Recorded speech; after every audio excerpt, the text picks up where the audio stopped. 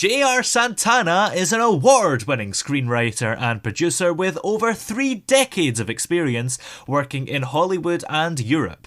JR has been involved in productions ranging from $1 million to $25 million with an all A-list cast. As a screenwriter, he's won the Kodak Award for Outstanding Cinematic Achievement, the Turner Classic Movie Prize, Best Film at the Interfilm Berlin Film Festival, as well as being nominated for 2 consecutive BAFTA awards. Are you impressed with that, even though that was you? It looks good on paper. Yes, that's for sure. And Santana as well is a pretty cool second name as well, isn't it? Yeah.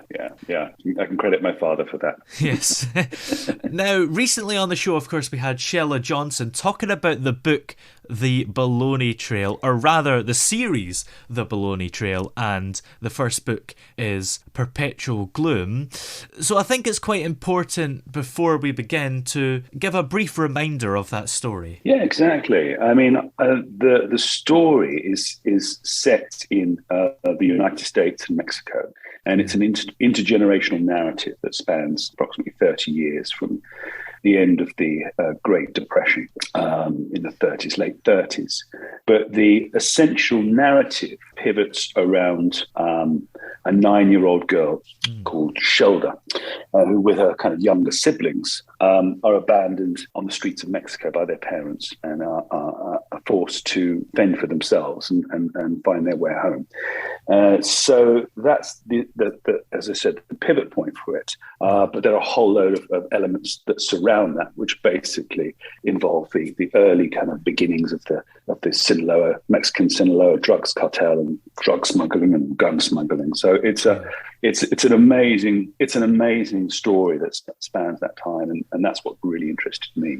Yeah, and of course you've written a screenplay on this book. Why did you feel it deserved one? Well, when I read the book, although I was told the main elements about, the exciting, dramatic elements that kind of hook you about the drugs cartel, drug smuggling and abandonment, all those issues. When I read the book, Perpetual Gloom, it was just fantastic.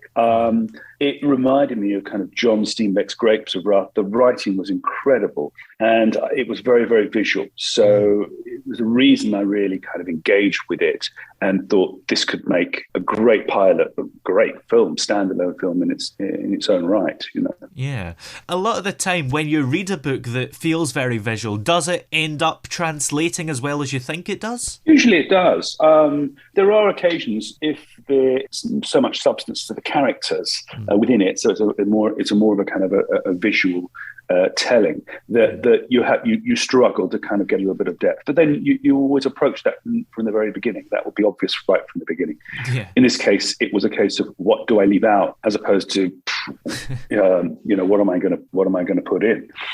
There's so much information there. Yeah, that's interesting. Did you have to leave any important bits out, or did you manage to find a way to keep it all similar to the book? So I think the choice of the scenes that I did actually leave out, because they were standalone chapters and I'd already established those characters, but in themselves they're just utterly amazing. I mean, they could be films on their own, but they will appear in the episodes of the first season, no doubt. Yeah. So what was the overall process of writing the screenplay? Well, essentially the first thing was the first approach for me was to kind of establish how the pilot would be delivered, whether it would be a feature, whether it would be a pilot for a series, whether it be for broadcast TV or platforms like Amazon, Netflix, HBO, Apple, that sort of thing.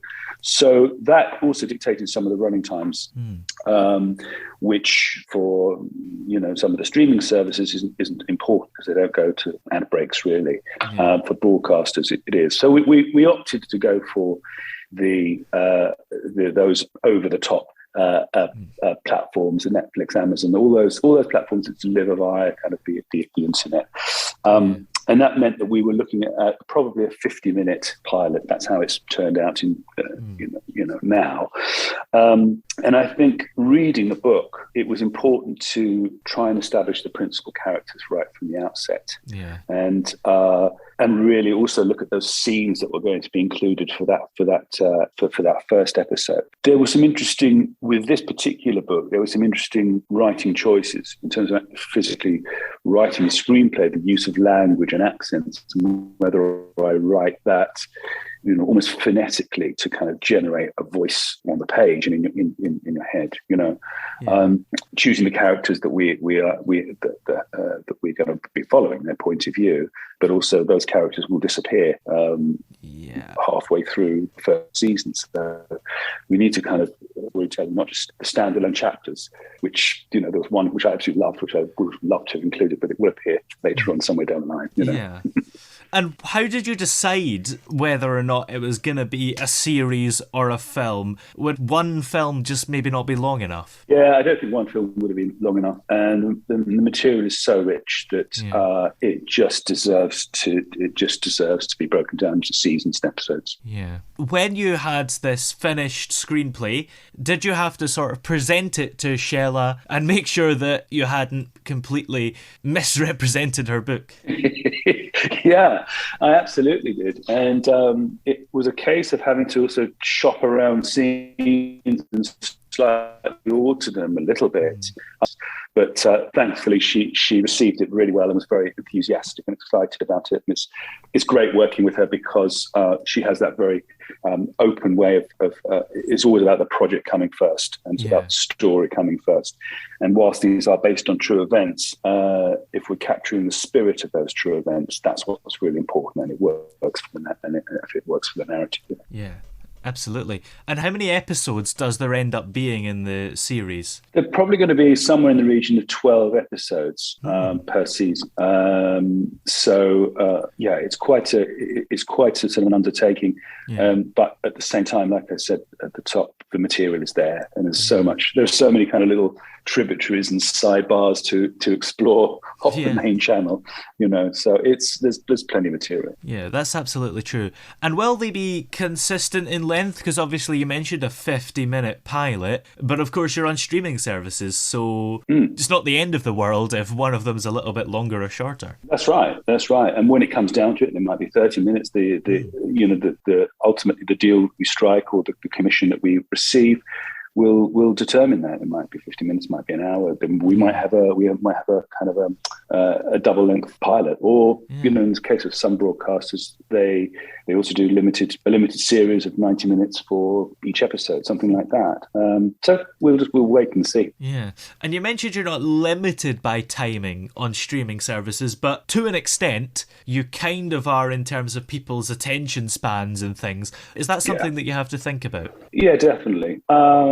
That's already built into the screenplay, so that we're engaging people with the narrative, hopefully, and with the characters. And I think it's creating enough of those hooks at the end to want people, to engage with people and to want them to look at the next episode or binge on the next episode or multiple episodes. Yeah.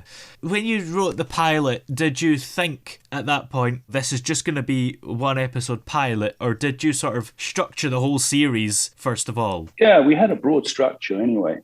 So there were certain things that I couldn't touch on in the pilot, only because of the chronology of it. Yeah. It wouldn't make any sense. We were kind of bound by that. There was an overall plan. Yeah, I think you cut out slightly, but we got the gist of it. And okay. How did you know when it was ready and finished? I went through a few drafts and I juggled different points of views and different scenes. There's a lot that was omitted from it, but really it was the flow. And when we finally got to the last draft, we were happy with, does it set up the characters? Does the story flow? Is it interesting? and would I want to see the next episode? And it's kind of planting all those seeds as well in the pilot. So it seemed to tick all the boxes for us. And yeah, we've plumped on this version at the moment.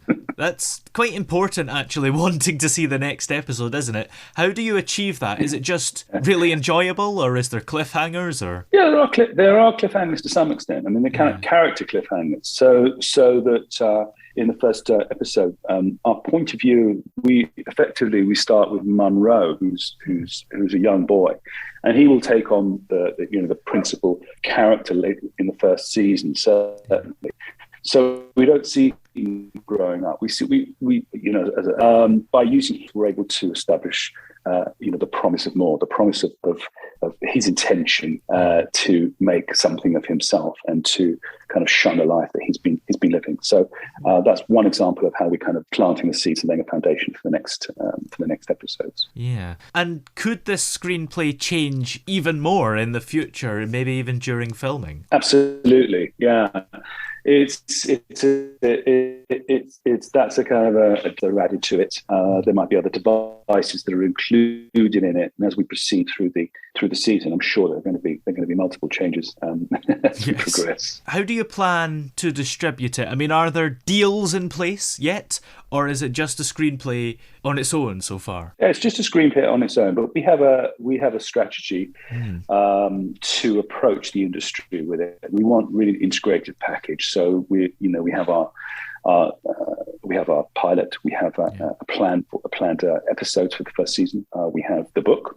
We have a website. We have audiobooks. We have the ebooks, and obviously we're kind of conducting a social campaign as well.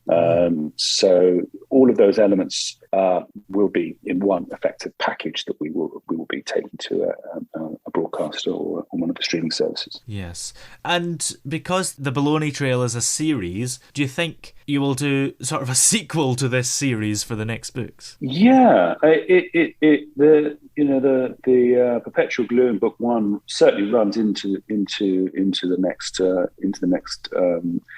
two books. That's the beauty of it. It is that intergenerational narrative. So we will have those characters growing up, dying, evolving, and then we have a new generation coming through as time progresses across from, we go from the 30s right through to the 60s. So that journey for me is really exciting as we see those characters grow and learn, and we understand what makes them tick and their backgrounds.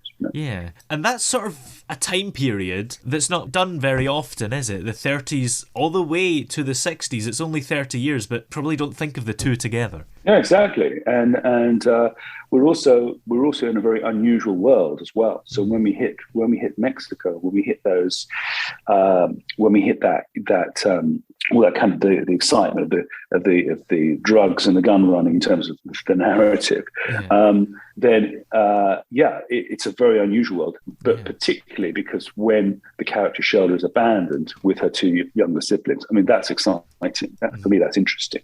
How this little kid is just left with her brothers and sisters on, to fend for themselves in a strange country with a strange language, miles from home. Yeah. And overall, how hard or easy did you find it to write this screenplay? I mean, presumably with all these awards you've won, you knew what you were doing. I had a plan, but the truth of it was that the hard work had been done by Sheila. The hard work had been done there. It was an absolute joy to write, and my biggest problem was what to exclude from the pilot, because there was so much I wanted to put in it. But they will be held over, and they will appear later on in some of the later episodes. Yeah, absolutely. Well, many thanks for coming on today, and we will see you soon to talk about the audiobook, which you have also worked on. You've been very busy. Indeed, exactly. Thank you.